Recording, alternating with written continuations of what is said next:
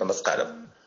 Left cyber command അവതരിപ്പിക്കുന്ന ദേശാഭിമാനി മുഖപ്രസംഗം വായിക്കുന്നത് പ്രദീപ് തിരുവല്ല. നവംബർ 30 തിങ്കൾ. കർഷക രോഷം മോഡിക്ക് തടയാനാകില്ല. മോഡി സർക്കാരിന്റെ തെറ്റായ നയങ്ങൾക്കെതിരെ രാജ്യത്തെ കർഷകർ ഒറ്റക്കെട്ടായി തലസ്ഥാന നഗരിയിലേക്ക് മാർച്ച് ചെയ്തു വരികയാണ്. സർക്കാർ പാസാക്കിയ 3 നിയമങ്ങൾക്കെതിരെ ഒരു കുടക്കീഴിൽ അണിനിരന്നുകൊണ്ടാണ് 500ഓളം കർഷക സംഘടനകൾ പോരാട്ടപാതയിൽ ഇറങ്ങിയിരിക്കുന്നത്. ബാരിക്കേഡ് ഉയർത്തിയും റോഡുകൾ വെട്ടിപ്പൊളിച്ച് വഴിതടഞ്ഞും ജലപീരങ്കിയും ലാത്തിചാർജും നടത്തിയും കർഷകരെ പിന്തിരിപ്പിക്കാൻ ഹരിയാനയിലെയും കേന്ദ്രത്തിലെയും BJP സർക്കാരുകൾ നടത്തിയ എല്ലാ ശ്രമവും പരാജയപ്പെട്ടിരിക്കുന്നു.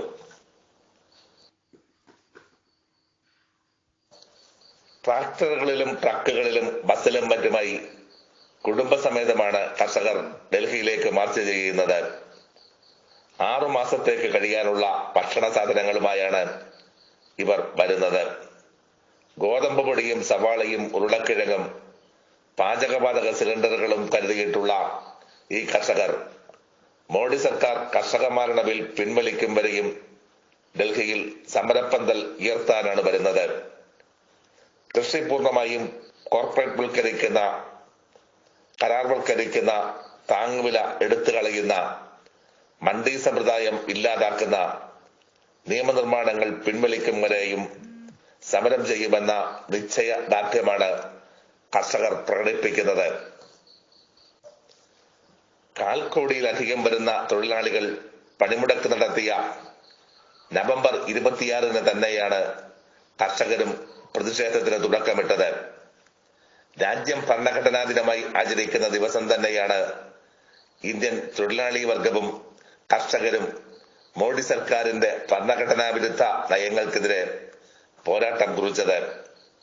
സ്വതന്ത്ര ഇന്ത്യയുടെ ചരിത്രത്തിൽ പുരോഗമനപരമായ മാറ്റത്തിനുള്ള നാന്ദികുറിക്കലായി ഈ സംഭവത്തെ വിലയിരുത്താം.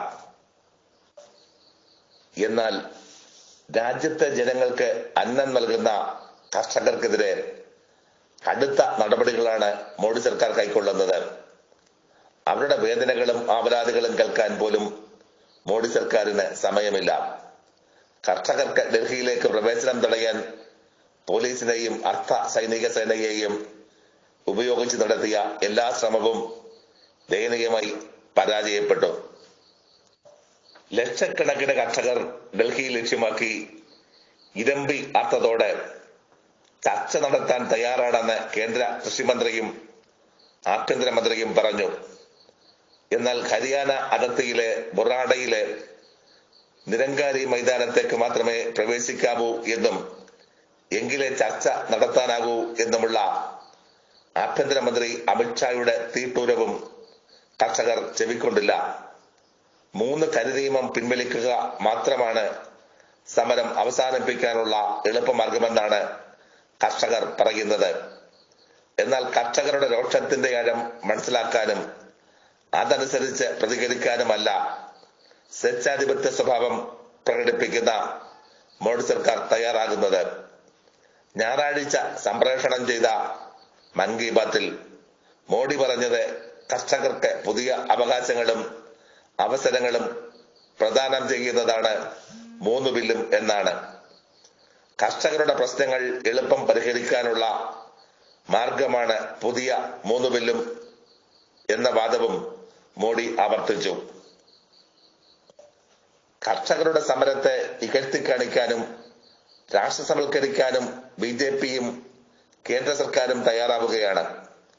സമരത്തിന് പിന്നിൽ ഖാലിസ്ഥാൻ തീവ്രവാദികളും തീവ്ര ഇടതുപക്ഷ സംഘടനകളുമാണെന്ന പ്രസ്താവനകൾ ഇതിന്റെ ഭാഗമാണ്.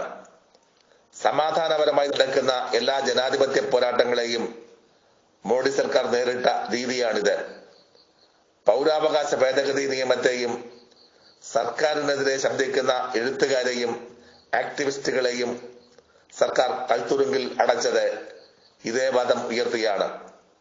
കർഷകരെയും ഭീകരവാദികളായും നഗര നക്സലുകളായും ചിത്രീകരിച്ച് വേട്ടയാടാനാണ് മോഡി സർക്കാർ തുനിയുന്നത്. ഇന്ത്യൻ കർഷകരുടെ പോരാട്ട വീറിന് മുന്നിൽ മുൻ ഭരണാധികാരികൾ മുട്ടുമടക്കിയ ചരിത്രം മോഡി ഓർക്കുന്നത് നല്ലതാണ്. ബീഹാറിലെ ചമ്പാരനിലെയും മോഡിയുടെ നാടായ ഗുജറാത്തിലെ ബർദോളിലെയും കർഷകർ നടത്തിയ ഐതിഹാസികമായ പോരാട്ടമാണ് ഇന്ത്യൻ ജനതയ്ക്ക് ബ്രിട്ടീഷുകാർക്കെതിരെ പൊരുതാനുള്ള കരുത്ത് നൽകിയത്. അവർക്ക് മോഡി സർക്കാരിനെതിരെയും പൊരുതാനുള്ള കരുത്തുണ്ട്. മോഡി സർക്കാർ അധികാരത്തിൽ വന്ന ശേഷം കർഷകർ രോഷത്തിലാണ്. 2017 മധ്യപ്രദേശിലെ മൻസോറിൽ 6 കർഷകരെയാണ് വെടിയുണ്ടയ്ക്ക് ഇരയാക്കിയത്. വായ്പകൾ എഴുതിത്തള്ളണമെന്നാവശ്യപ്പെട്ട കർഷകരെയാണ് ശിവരാജ് സിംഗ് ചൗഹാൻ സർക്കാർ വെടിവെച്ചിട്ടത്. അടുത്ത വർഷം മാർച്ചിലാണ് മഹാരാഷ്ട്രയിലെ നാസിക്കിൽ നിന്ന് മുംബൈയിലേക്ക് കർഷകർ ഐതിഹാസികമായ ലോങ് മാർച്ച് നടത്തിയത്. ഇപ്പോൾ കരിനിയമങ്ങൾക്കെതിരെ പഞ്ചാബ്, ഹരിയാന, UP, മധ്യപ്രദേശ്, ഉത്തരാഖണ്ഡ്, ഛത്തീസ്ഗഡ് തുടങ്ങിയ സംസ്ഥാനങ്ങളിലെ കർഷകരാണ് ഡൽഹിയിലേക്ക് മാർച്ച് ചെയ്യുന്നത്. അധികാര ഗർവും അഹങ്കാരവും മാറ്റിവെച്ച് കർഷകരുടെ പ്രതിനിധികളുമായി ചർച്ച നടത്താനും കർഷക വിരുദ്ധമായ 3 ബില്ലും പിൻവലിക്കാനും മോഡി സർക്കാർ തയ്യാറാകണം. അതിന് തയ്യാറാകാത്ത പക്ഷം ഈ മഹാമാരിക്കാലത്തും മാസങ്ങൾ നീണ്ട പോരാട്ടത്തിനായിരിക്കും രാജ്യം സാക്ഷ്യം വഹിക്കുക. ആ ജനരോഷത്തിന്റെ കുത്തൊഴുക്കിൽ മോഡിക്ക് പരാജയം സമ്മതിക്കേണ്ടി വരിക തന്നെ ചെയ്യും. ഇതോടെ മുഖപ്രസംഗം പൂർണ്ണമാകുന്നു. അഭിവാദ്യങ്ങൾ.